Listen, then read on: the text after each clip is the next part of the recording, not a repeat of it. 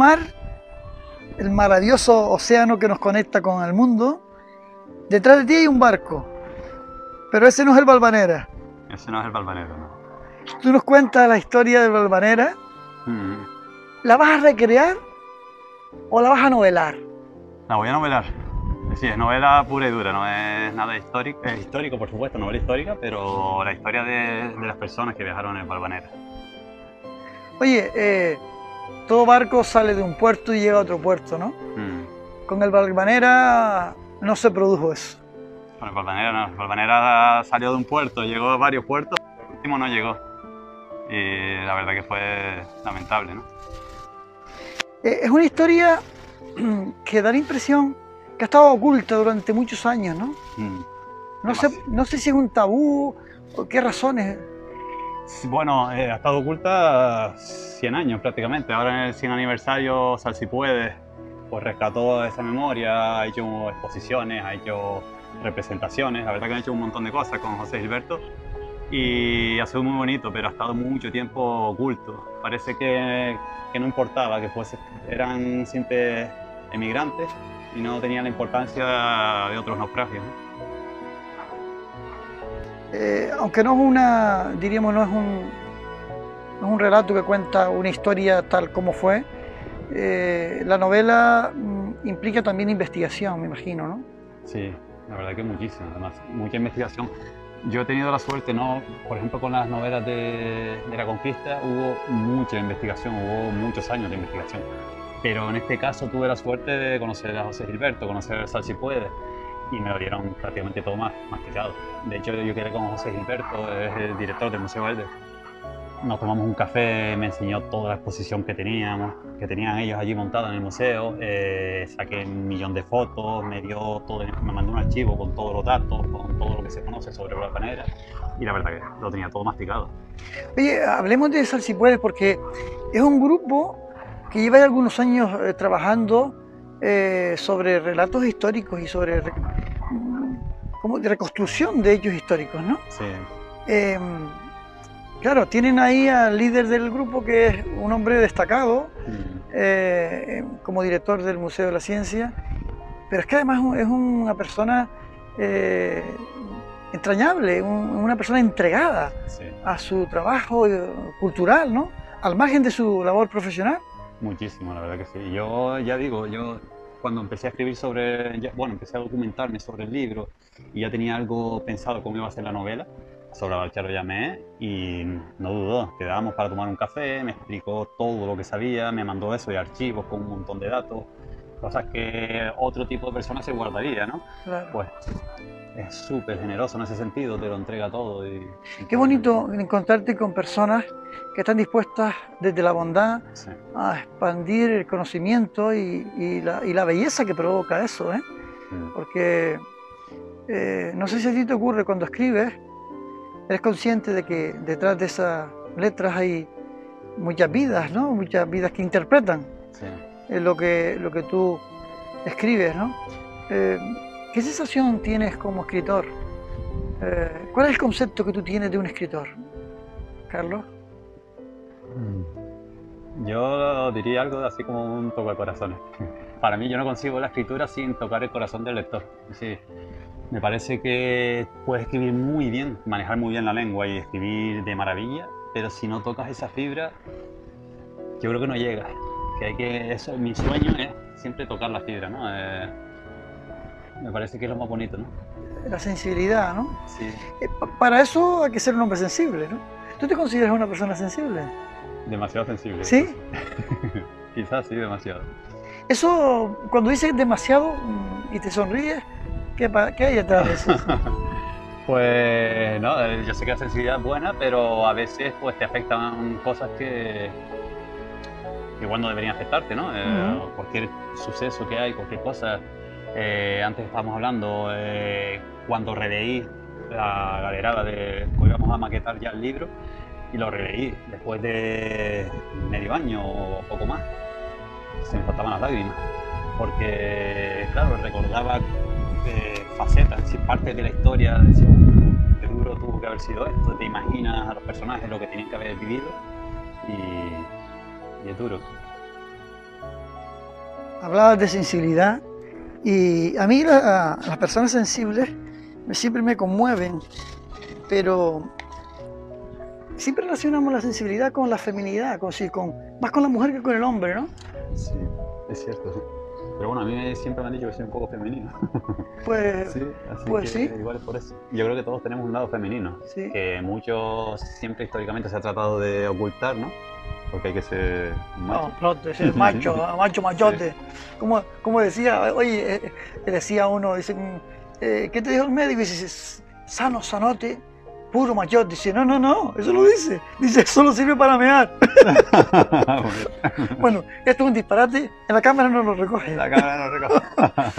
Pero sí que la sensibilidad, afortunadamente el hombre ya va entendiendo que ser sensible no es negativo, no es peyorativo, y que si queremos realmente transmitir el conocimiento a través de lo que tú haces, de escribir, la sensibilidad es un valor. Sí, yo creo que sí. Sí. Oye, esta obra, que ahora seguiremos hablando de ella, ¿no? El Valvanera, ¿es tu obra número? 10. 10. Sí. O sea, tienes 10 libros escritos ya. ¿Cuándo empezaste a escribir? Ahora mismo no sabría decir, pero 2006, ¿Sí? 2005, por ahí. Tampoco hace tanto, ¿no? Tampoco hace tanto. No llega a 20 años. No llega a 20 años. ¿Y ese momento, qué surgió para decir, venga, voy a escribir un libro? Pues siempre me ha gustado escribir. En el colegio me escondía para escribir. Entonces cuando la gente se iba al recreo, yo me escondía en el colegio para escribir. Entonces siempre lo he tenido dentro. Pero bueno, así pasó mucho tiempo sin escribir y un buen día, no sé realmente lo que pasó, fue leyendo un libro y pensando, qué pena que no pasó esto, qué pena que no pasó lo otro. Y te quedas con ese diciendo, me gustaría hacer algo así y escribirlo tú y darle la forma tú. Oye, dice, me escondía para escribir. Sí. Sí, ¿por qué te escondías para escribir? Porque estaba prohibido subir había unos internados en el colegio, en el colegio Jaime Balmes. Jaime Balmes. Claro. Pasé un par de añitos allí y me escondía en los internados que había arriba para los alumnos que venían de fuera. Y ahí me ponía a escribir hasta que me descubrió el jefe de estudios y me pusieron pena especial. ¡No me digas! Sí. ¿Y no supo la motivación que tenías tú? Después sí, el domingo, me pasé la semana, era hasta las 8 de la noche me parece, y después sábado y domingo también. Y el domingo por la mañana vino el jefe de estudios y habló conmigo y con otro chico que también escribía conmigo. Y nos dijo que habían visto, que el profesor de lengua había visto lo que había escrito y tal, y que le gustaba mucho y nos quitaron la pena. Qué bueno, ¿no? Sí. Bueno, una buena reacción, ¿no? Sí. Del profesorado. Decías que leías algo y tenías el deseo de transformar esa lectura, de cambiarla. No el deseo de cambiarla, la verdad que lo que estaba leyendo, cuando empecé a escribir lo que estaba leyendo, a mí me pareció una maravilla.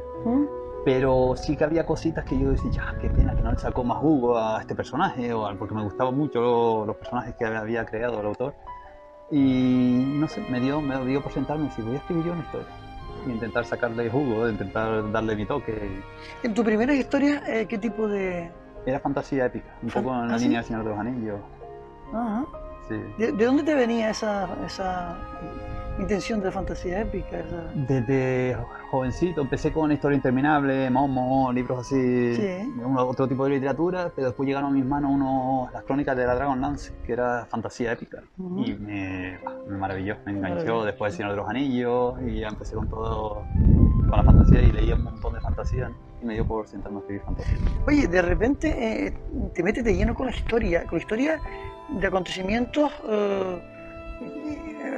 ocurridos en Canarias o de canarios, porque el Valvanera ocurre en otro lugar, pero bueno, son canarios también. En los libros anteriores hiciste una serie, ¿no? Hice una trilogía. Una trilogía. Y después una biología. ¿La trilogía cómo era? Fantasía épica de las tierras de Med. ¿Sí? ¿La trilogía? Sí. Vale. Y después hice una biología de fantasía épica también, y después ya me pasé a la novela histórica. La novela histórica es lo que te quería hacer hincapié, vale. Porque tiene Datana. Sí, esa es la trilogía Sangre. Sí. Que es La madera contra el acero, que es el primero. Datana y después Hijos del Sol. ¿Hay qué cuentas? Pues se cuenta la conquista de Canarias, la historia pura y dura de la conquista, desde el momento en que se decidió conquistarla así, hasta que se acaba con Tenerife. O sea, un recorrido histórico de posiblemente, amor, casi 100 años, ¿no? Sí, exactamente, casi 100 años. Pues fue En una... la isla. Sí, porque a veces pensamos que las islas se conquistaron en 2 días. No, que va. Y hubo resistencia. Bastante, muchísima resistencia, sobre todo aquí en Gran Canaria hubo muchísima resistencia. Oye, el Valvanera, yo he leído algún que otro libro del Valvanera, hay otros autores que se han ocupado de...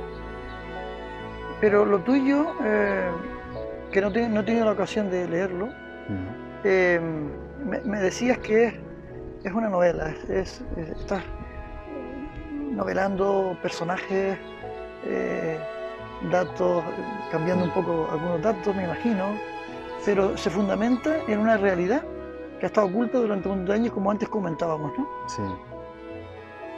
¿Qué te inspiró realmente escribir esa novela? Fue, como decía, la exposición esta que hizo Sal si puedes en el Museo Verde. Me invitó José Gilberto a verla y yo fui, y la verdad que conocía un poquito del Valvanera, pero no me había llamado la atención nunca. Pero llegué allí y veía las maletas, los baúles, veía los personajes sentados a la mesa o tumbados en jergones, ¿no? O las listas de los que habían muerto, las listas de los que se habían embarcado, y empezaba a ver todo eso y decía, lo que tiene que haber sido esto. Y sobre la marcha decidí, quiero escribir sobre esto. Es como un flechazo, ¿no? Sí, fue exactamente un flechazo de amor. Sí, la verdad que muchísimos argumentos, ¿no? Y la exposición estuvo muy bonita, esa exposición estuvo muy bien, La exposición estuvo preciosa. Las recreaciones que hacían y demás. Oye, hablábamos antes de fuera de cámara sobre el carácter del escritor, ¿no? Es decir, hay escritores de todo tipo, lógicamente, pero hay características que, bueno, aglutinan más a unos que a otros, o sea, a unos a otros, en estilos y en...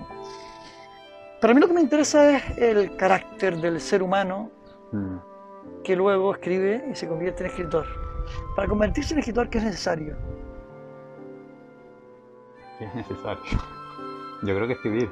Yo creo que escribir, ponerle cariño a lo que hace y poco más. Yo creo que a veces nos empeñamos en dar belleza a lo que escribimos y no hace falta. A veces escribes un párrafo y dices, bueno, puedo hacer más bonito, y siempre lo podrás hacer más bonito, siempre podrás darle más, pero a veces el lector lo que quiere no es recrearse en lo bonito que escribe, sino quiere encontrar algo que le llegue.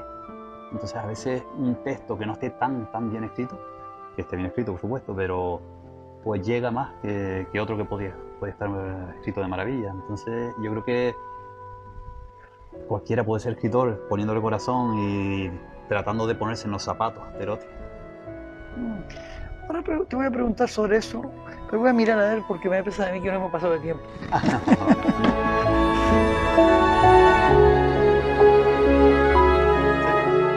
Pues no nos hemos pasado de tiempo, pero fíjate, lo dejamos así de fresco, ¿verdad? Porque a veces tenemos que interrumpir la escritura. ¿Con el Valvanera te ocurrió? ¿Tuviste que interrumpirla? ¿O lo hiciste de un tirón?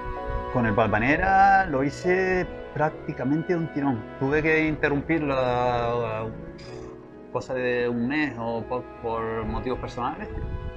Y después llegó la famosa pandemia, llegó el confinamiento y ahí me puse y sobre la marcha, bueno, yo creo que en 3 meses escribí la gran mayor parte de...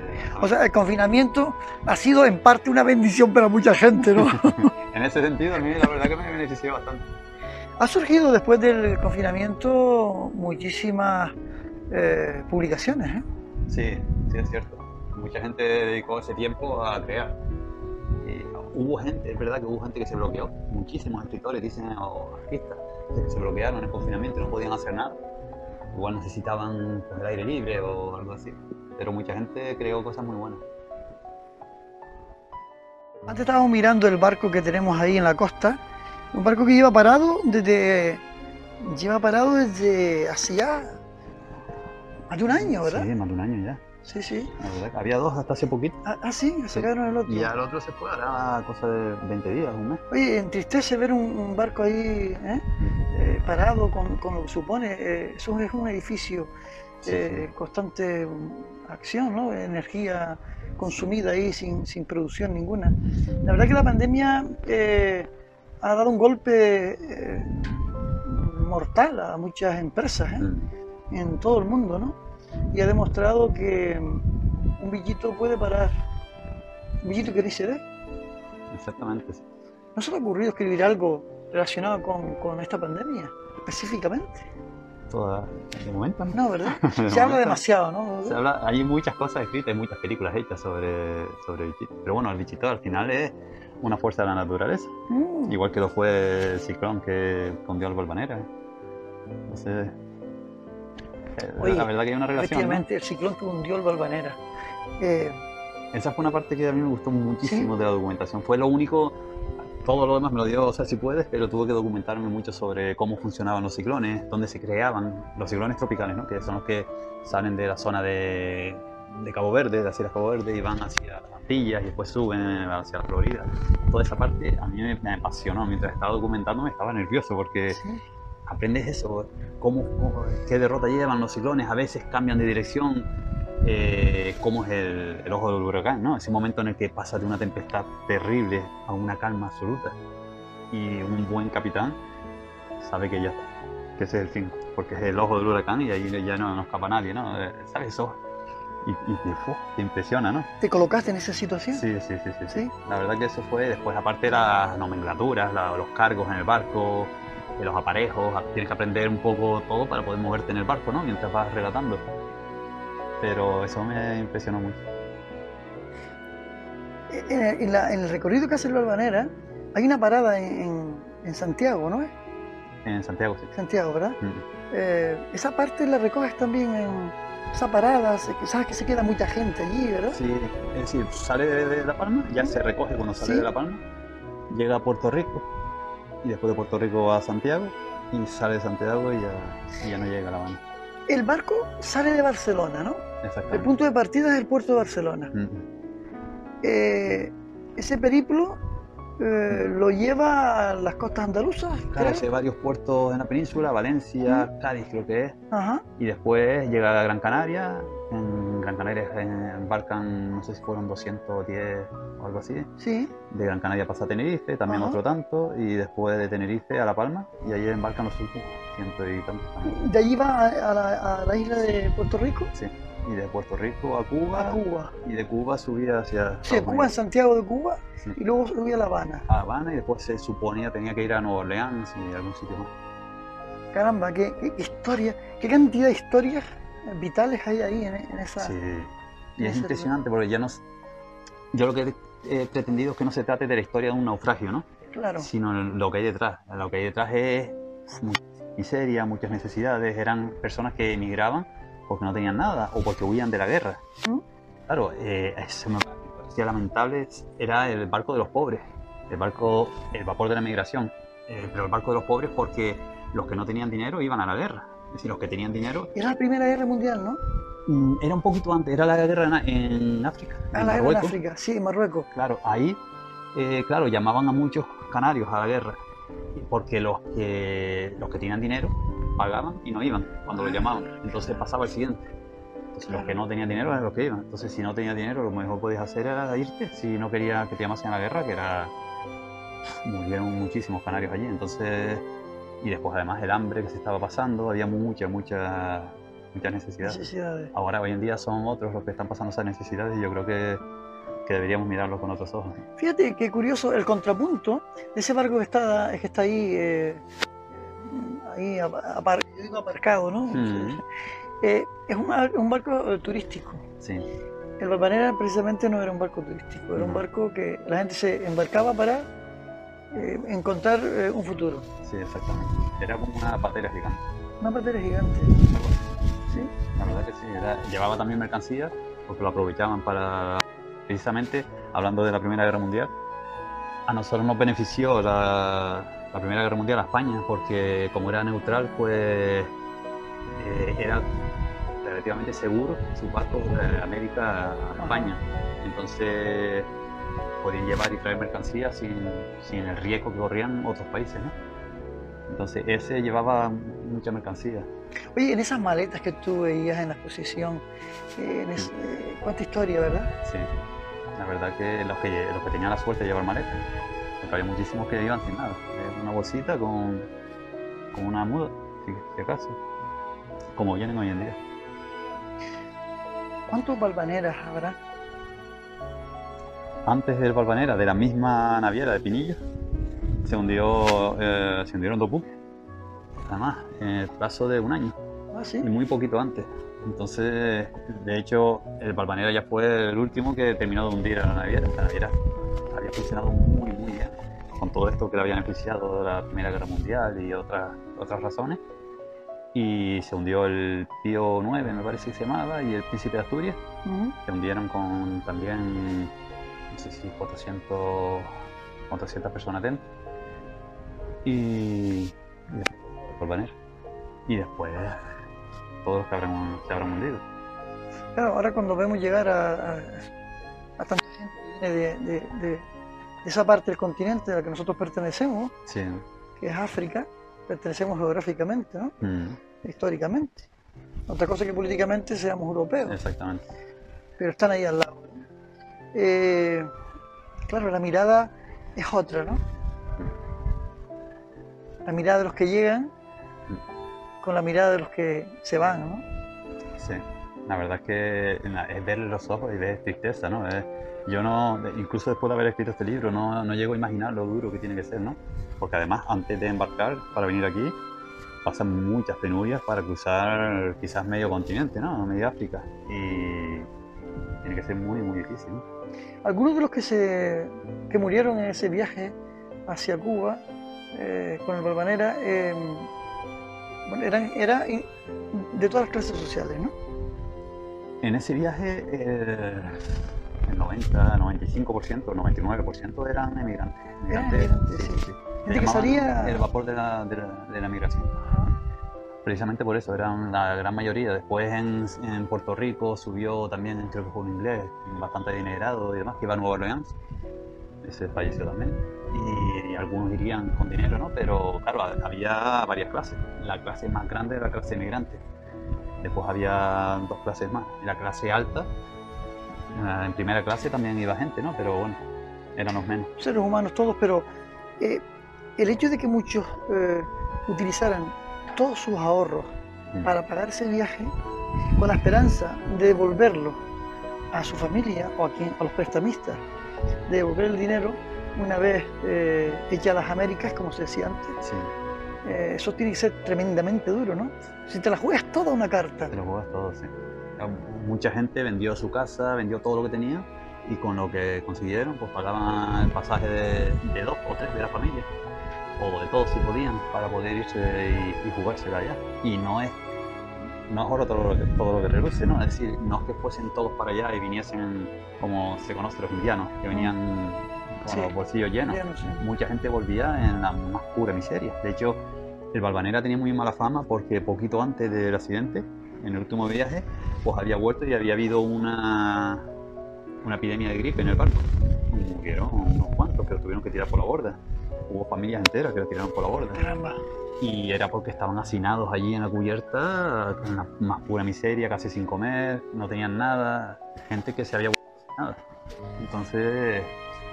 Caramba, la intrahistoria, ¿verdad? La verdad es que nosotros no sabemos la suerte que tenemos. Este libro genera reflexión. Muchísima. ¿Sí? Yo creo que debería, por lo menos, si tenemos un poco de conciencia. ¿Es tu intención? ¿Cuál es la intención real de este libro? La intención es eso, rescatar un episodio de nuestra historia y concienciar a la gente de que en un momento nos tocó a nosotros, ahora le está tocando a otros. Hay que verlos con el corazón, ¿no? Estudiar el caso e intentar ayudarles dentro de todo lo posible, ¿no? Claro.